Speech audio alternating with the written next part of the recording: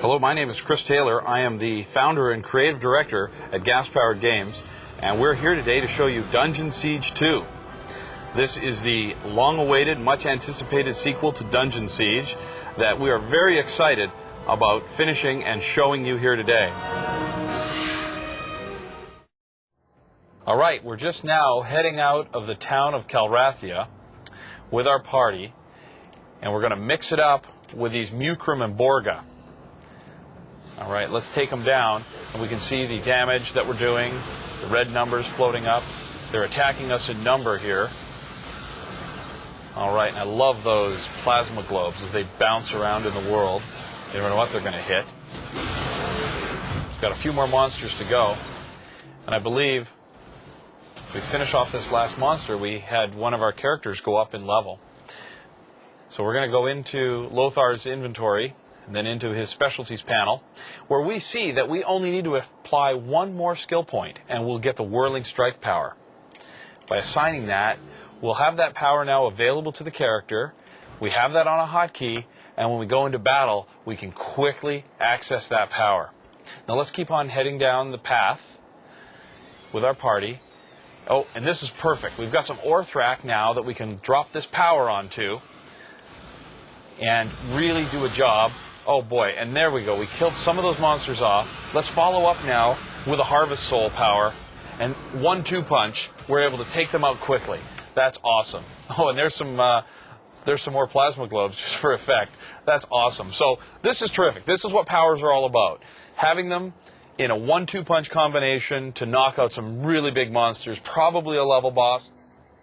Let's pop open Daru's inventory here, and we can see that we've picked up the last item in a set. And this item, once equipped, gives us the big set bonus. And that gives us all kinds of bonuses, like we've got 110 mana, some combat magic, power recharge rate is going up.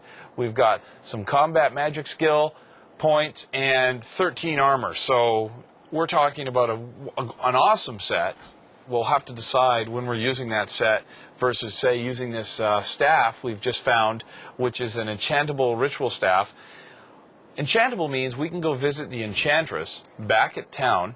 We can take reagents with us that we found throughout the world and actually have her enchant the staff to give us a special item that we've crafted ourselves. All right, now as we arrive at the enchantress, we can open up all 4 characters' inventories simultaneously and collect up all the reagents that we want for this particular staff that we're going to make. All right, we've got a few more. Then we're going to pop it open, pop into the enchantress, and she's going to allow us to drag that staff over. And now we can put the reagents into this box, and we can see that each one of these reagents is going to give us a different bonus. Here we have some mana steel, and we have +2 to intelligence. So let's go ahead and create that item by enchanting. It's going to cost us 1,400 gold, and now we take that item and put it back in our inventory, which we can use, we can give to another character, or perhaps sell. All right, let's head out now. I've got a whole different party to show you in a different part of the world. The battle has brought so many travelers. And what we're going to do is hire some characters into our party that are available here at the inn. Now, at any time during the game, if we wanted to, we could disband a character from our party, and they'd end up back here at the inn so that we could go get them and have them rejoin. That way we can try different characters at different times. So we're going to go ahead and add Daru. And at any time, we can adjust our on-screen character portraits. I'm going to get on this awesome transportation system that's up here. And you can see us zipping across. Our world, of course, is lush 3D. It's cool. You can see the amount of detail and work that went into this town. All right, so here we are. We're going to go get a quest. Different characters throughout the world will give you quests, and we have primary quests and secondary quests.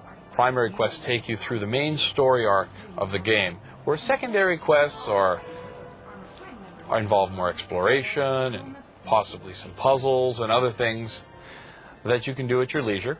And at any time, you can come back and complete them if you don't do them the first time through the game. Now we're going to open up our journal, which keeps track of all manner of things that go on in the game, from quests, both primary and secondary, throughout all 3 acts. We have a lore book. This keeps track of all the different lore items that we find in the world, and really is the ultimate source of all information, whether they be tutorials that you've been given and read or skipped and what have you. Now let's take the pack mule, which is a pet that we bought in town, and he was a baby when we got him. But now we've been feeding him items, and he's all the way up to juvenile, and he's almost to adolescent stage. So we're going to find some items to feed the pack mule so he'll level up. So we've got a cool helmet, and that was enough. So here he goes. He's kicking and bucking. He's happy. He's gone up a level. And in doing so, we actually get an extra bonus for the pet. We get plus 10 strength and even more strength because the items we've been feeding the pet are of this category. So this means that anytime during the game you find items in the world, you can simply feed them to your pet. I know it's a crazy idea, but we love it. It's a great way to clean out all those random items that you've got in your inventory or things you've found throughout the world. Instead of bringing them back to town and selling them or giving them to another character, you can go ahead and feed them to your pet. Now what that did is it actually increased the size of the pack mule's inventory.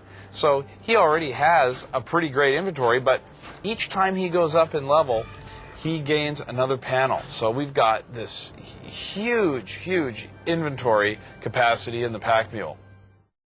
All right, here we are. We've got a different party this time. We've got Lothar, who's dual wielding. We've got Princess Eva, who's carrying a fighting staff. We've got our heroes carrying a magical staff. And our pet this time is a scorpion. We call this pet the Scorpion Queen. Now we're going to jump on the teleporter and take you out to the Grellian jungle.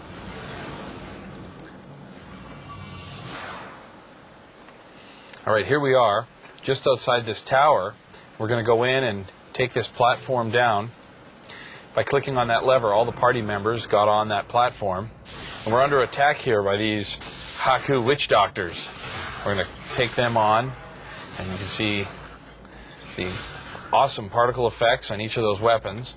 We're going to loot this secret area down here by picking stuff up off the shelves and out of this basket.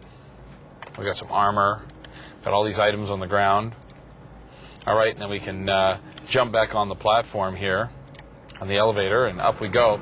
Now, like everything in the world of Dungeon Siege 2, all of our areas are seamless. You never see a loading screen. They just transition from one area to the next.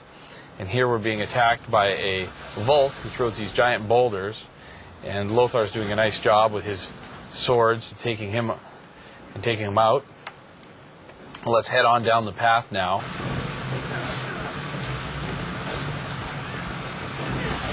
Help me, young one. And we see that the Azunite Scholar is under attack by these plague dryads. And he's defending himself, but he's in trouble. So we're going to go in there and rescue him. And holy man, Princess Eva's wicked on that fighting staff. Okay, and we're going to do short work here. Now we're going to just head on down the path for now and talk about a new addition to Dungeon Siege 2 called Incantation Shrines. Now, this is where we can issue special chants. Now, first of all, we're going to take on these black scorpions who are trying to get on the shrine with us. Perhaps they have chants of their own they'd like to issue.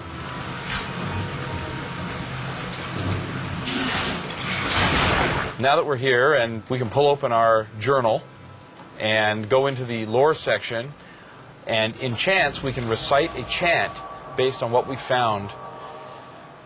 These chants are found all throughout the world, and we collect them up, they go into our journal, and then we can issue them whilst on the Incantation Shrine. See the cool effects that we have indicating that we've got this chant.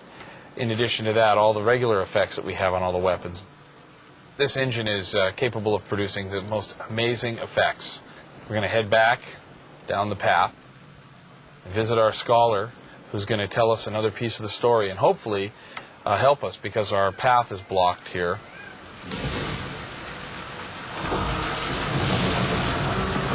All right, so he's clearing this path with his magic and allowing us to head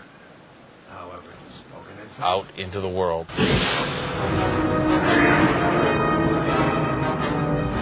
All right, that's our presentation for today. Hope you enjoy the game. Thanks a lot.